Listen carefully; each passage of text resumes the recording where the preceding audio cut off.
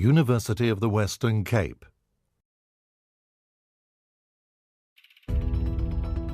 South Africa has, in a very short lifespan, positioned itself as a learning hub for local and international students alike. The country's position as the leading educational hotspot in Africa makes it an ideal destination for students wishing to have access to top degree courses and learning facilities. South Africa's universities are leading the way in Africa. The country's 23 public higher education institutions were restructured to offer a range of study and research options for both local and international students. Programs that still reflected the old apartheid-based systems were restructured and, in some cases, reconfigured to the courses that are offered in the universities today. The movement also brought in comprehensive universities, a new type of institution designed to cater for the merger of some universities with former technikons. Comprehensive universities offer a broad range of degrees, diplomas and certificates and help widen access to tertiary education in the country. The University of the Western Cape was established in 1960 as part of the apartheid government's theory that it should differentiate between peoples racially and also ethnically. And so throughout our country you will find that there were universities created for the ethnic groups. They were small universities, never intended by the government to amount to anything much. The University of the Western Cape is a site of struggle from day one. Students didn't want to come here, they rejected the concept, they rejected the place, but there was nowhere else for them to go. And so I was one of those students in the 1960s who arrived here and had that almost schizophrenic existence where you are in a place, you're studying there, but you hate the place. In the 1970s, UWC becomes the very center of struggle. Soweto occurs, the students march, the police shoot, and the next day the education institutions are in uproar. And this university takes control, if you like, of the struggle in this province. It extends into the 1980s, where it declares itself an open university in defiance of the apartheid government. It also declares itself an intellectual home for the left, by which it meant it will oppose the government intellectually as well as politically. It would operate on the side of the poor. In the 90s, it has the problem that all South Africans have, or the challenge that all South Africans have, and that is, how do you operate, work in a space where you're no longer working against something but for something? How do you make the transition from an attack on to consolidation and collaboration with? And this was complicated, it's difficult. And as we worked that out at UWC, we found that it was more challenging than we'd imagined. And the university lost a large number of students who then went to other open universities now, and also as a consequence of a number of unfortunate decisions, it found itself in trouble monetarily. So much so that by the year 2001, the Review Commission argued that UWC could not continue on its own. We argued against that, and our argument was essentially to say this university is the most significant in the country, perhaps with respect to struggle. And if you take away its name by merging it with another institution, you remove its history. It can never again refer to that history and use that history as an inspiration to our people. Our government listened and left us and said, you'll retain your autonomy and you'll retain your name and your history. We're very grateful for that. But the challenge to us was now, how do you operate in this new dispensation? And we took this very, very seriously, got down to it, and we took full ownership of our institution and its role in our nature's life. We committed ourselves to excellence on its behalf, and we undertook to develop the competences that this nation needs in order to operate in a modern world. The University of the Western Cape, by its history, was not intended to do well in science at all. And when in the 80s things began to change, the university being a forerunner in the whole apartheid struggle, politically it became important for some people to be here rather than at other universities in the country. And that was the beginning of the turnaround. The University of the Western Cape celebrates its 50th anniversary this year. And if we compare where we were 50 years ago to where we are now, we've really made some big strides. In the commerce sector, we are anchored in the School of Business, New Business School of Business and Finance. and the courses that we offer there are preparing youngsters for the world of work in the private sector.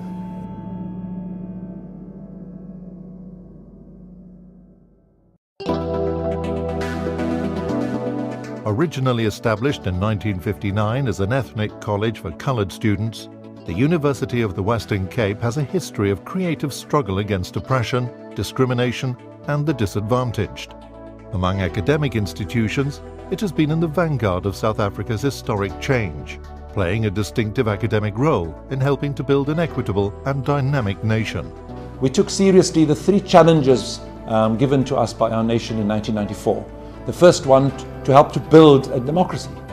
The second was, how do we insert ourselves back into the world from which we had been denied access for so long, both by the colonial experience and the apartheid experience, and then about the response of the world to South Africa. If you remember, there was a boycott against South Africa. So we were not in the world.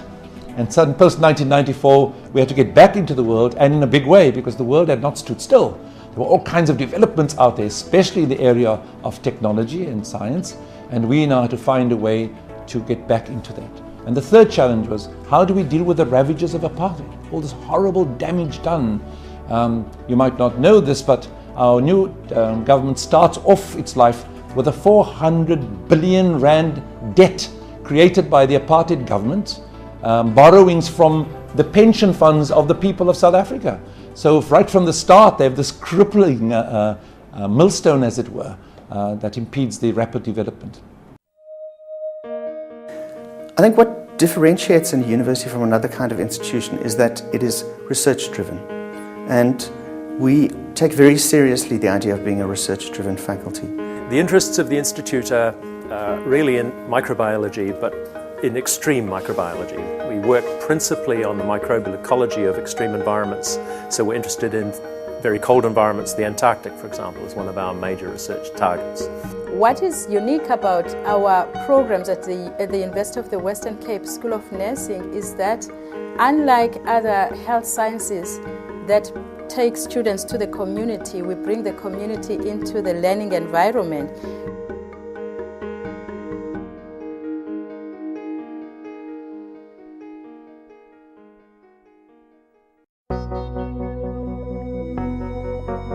UWC's key concerns with access, equity and quality in higher education arise from extensive practical engagement in helping the historically marginalized participate fully in the life of the nation. The 1990s were characterized on the one hand by a sense of rich achievement. UWC was able to play an important role in the emergence of the new democratic order. It provided opportunities for many people to prepare for a wide spectrum of higher-level careers and played a leading part in policy research and formulation. On the other hand, the decade was marked by a strong orientation to the future. There was increased concentration on teaching and learning excellence. UWC's research productivity now places it in the upper group of universities and technikons in the country. A thoroughgoing review of structures and academic programs was also begun in the 1990s. UWC took off, and it's done amazingly well. Some say it is the miracle institution in South Africa. From very humble beginnings, it has managed to punch its way, if you like, into a level where it's able to operate with great confidence as a university in our country.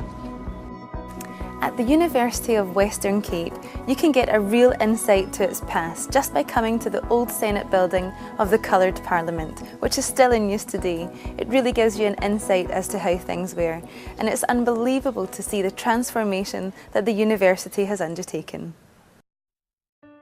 Our core business in Sensor Lab is to train MScs, master's students, PhDs, doctoral students in the field of electroanalytical chemistry. Our primary role is to utilize computer science, mathematics, statistics to try and answer questions in biology. We strive to deliver a generalist pharmacist, but with the sound education and scientific background to enable them to be adaptable to any sphere of pharmacy. The ideology and the mission of this university is about providing transformative leadership and making sure that through creating opportunities for students from challenging environments to access university education. Towards the end of 2001, Professor Brian O'Connell assumed the Vice-Chancellorship amidst a plethora of processes to restructure the higher education system in South Africa. In 2002, the Minister of National Education mapped the future higher education landscape.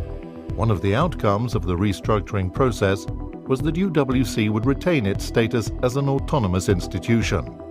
Under the visionary leadership of its new rector, the university is now, more than ever, challenged to demonstrate that it is capable of competing with the best and of playing a prominent role in the intellectual, social and economic life of the nation. One of UWC's primary concerns for the future is to use its mandate to create and maintain a sense of hope for the nation, whilst helping to build an equitable and dynamic society. A second concern is with its role in the knowledge economy. It remains committed to creating, preserving and disseminating knowledge that is dynamic and relevant to the challenges of a modern world and a transforming society. A third concern, which is inseparable from the notions of hope and knowledge, is a concern with agency, the will and the ability to act, to be an agent of change. And of course, to everyone's surprise, UWC ends up 5th in the country with respect to percentage of rated scientists. Now this is just impossible almost. It's a historically black institution.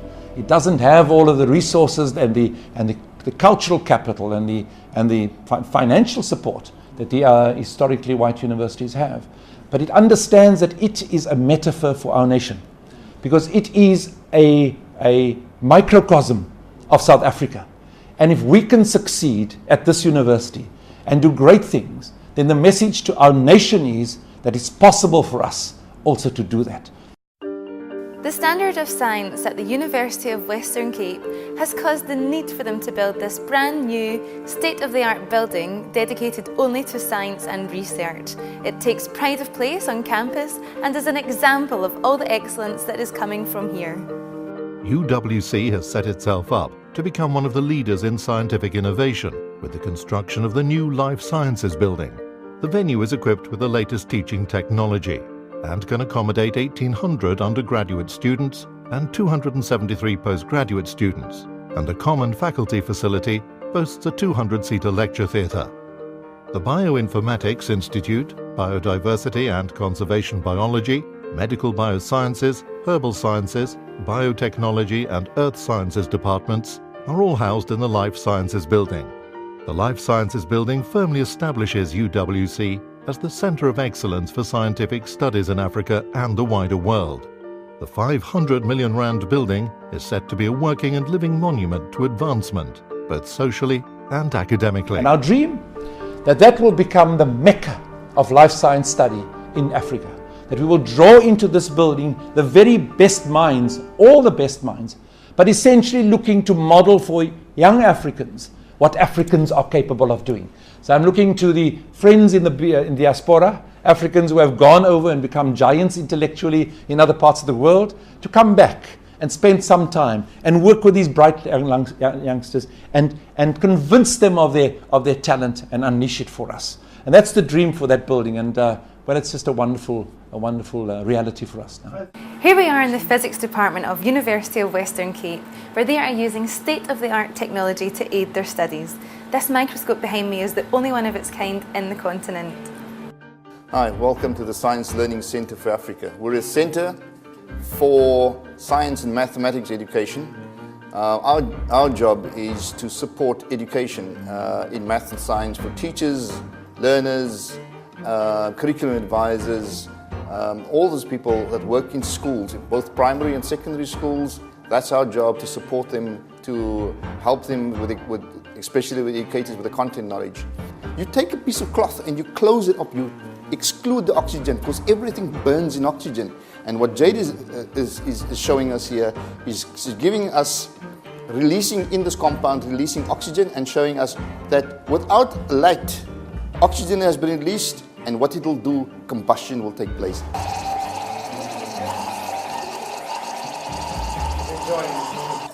See, that's where we start out with. And then we change into Fanta orange, and then we start slowly go into Coke.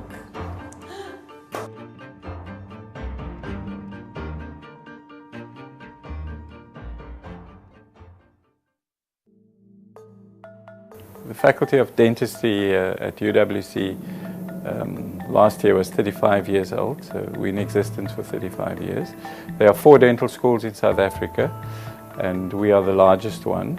Faculty of Health Sciences has got 9 cognate departments, in other words 3 schools and 5 departments. The University of the Western Cape has transformed from a largely undergraduate university to an internationally known research institution over the last 15 years.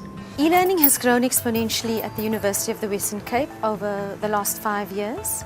We have an e-learning unit now that actually drives e-learning throughout the campus community. We have since the 1990s become a very focused undergraduate teaching faculty, but also with a very strong postgraduate element. We are a very large faculty. We have 1,900 students, which makes us probably one of the biggest faculties in the country. 50% of South Africa's dentists graduate from the University of the Western Cape every year. This newly refurbished lab not only provides excellent training facilities, but also serves the local community with top-class dental treatment as well. In 2004, the respected School of Dentistry of the University of Stellenbosch was incorporated into dentistry at UWC, which already was accredited as a World Health Organization collaborating centre. This unison makes the current dental faculty at UWC a leader in Africa. The range of expertise in the new faculty and the variety of clinical exposure given to its students make this a remarkable place to study and work. Students' clinical training takes place in various centres. We visited the community-based Oral Health Centre in Mitchell's Plain, a dental hospital offering comprehensive and advanced oral health care to thousands of patients annually. Nursing at UWC has been a popular course since its very early days as a technikon. Today, the university boasts the largest nursing department in Southern Africa. With a 5-year grant, the university developed an innovative program for preparing nurses committed to working in South Africa's public health system. Training emphasizes the values and skills required to deliver quality care at the district primary care level, using a community-based problem-solving approach that incorporates local clinical case studies and disease profiles. Most importantly, the School of Nursing recruits students from poor communities, and the majority of them return to work in these communities. The way to penetrate our culture and shock it and release it from the bonds of the past is through science. If we can really grasp this and really move towards a whole new consciousness about science and the ways in which you create a scientific culture, we will change this nation. Essentially because science contests with everything. And if you develop a consciousness that you should be in your life consistently asking questions about things, then you're preparing yourself for any challenge that comes your way. The current UWC library building was opened in 1989. The building is spacious and modern, using a spatial configuration which has been developed and generated from a central spiral ramp system. Large modules of library space attached to each landing. In this way, a spatial continuum of floor levels is achieved, with the most important corresponding continuum in the full spectrum of library services and collections. The ramp system also creates a central well, which provides a source of light, air movement, and visual continuity within the building as a whole. The mission of our library is to support teaching, learning, and research by providing a conducive learning space, resources, and facilities, and very friendly staff for our students. The library houses an estimated collection of 286,156 books, journal holdings of 56,823 bound volumes, 2,342 titles, of which 1,237 are current subscriptions, a reference section of 3,300 titles, and work areas for 1,800 students. At a university, people are really everything. At UWC, I think the important thing is that we have a lot of diversity, and the ability of our leadership to deal with that diversity creates a richness in our culture. We've recently developed an institutional operation plan for the next 5 years, and it is a plan that is very ambitious because the University of Western Cape has come up in leaps and bounds as a higher education institution in South Africa in the last 10 years. Lifelong learning is something which most universities say they do, but it's really a philosophy that people subscribe to.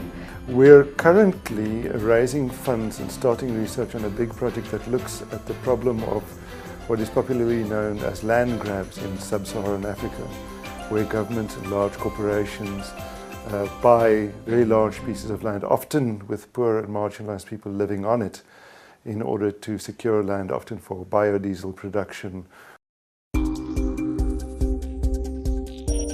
A dynamic future beckons as UWC strives to remain a vibrant institution of high repute in pursuit of excellence in teaching, learning and research. UWC believes that its strength will come from its ability to provide a nurturing space for its staff and students to grow in hope and to create and share knowledge to inform agency. My personal next dream is to have a huge indoor sports facility. That's the next dream, and where we become the hub for sport and sport development in this area. There are almost 3 million people living within 5-6 kilometers of this institution. It is the institution of the Cape Flats. It is the institution that sort of is inserted within the previously disadvantaged communities. And we must look for all the ways in which we are able to support that development. And there must in this Cape Flats be incredible sports people. And we must build the competences here, both with respect to the science, but also the performance to do so.